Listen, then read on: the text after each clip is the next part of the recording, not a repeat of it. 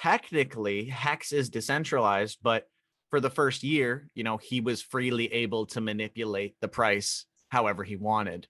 Now, he can't do that, but it's already baked in. So it's like, is it truly decentralized? I wouldn't say so. I mean, the design is, but the core concept and the original kind of design that he created for a sort of a loophole for himself within the decentralized ecosystem is the major issue. Yeah, I think in crypto, the innovations are so radical that it's hard to wrap your mind around it. And the mechanisms are so complex that people like to oversimplify things for the sake of understanding and for the sake of just, diving right in, like carpe diem, FOMO, degenning is now the term. I know that some of those things can also be faked. Well, they can't be fully faked.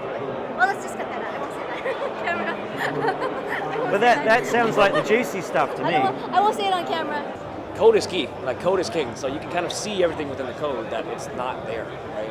It's technically there, but it's not already burned. It's not trying to become decentralized. You have a majority share that's going to own the majority of it, and it's just kind of like that. I don't want to say pyramid, but it's kind of like that top approach. That top's just going to dump on the bottom, but it's just basically the game of how long will they take.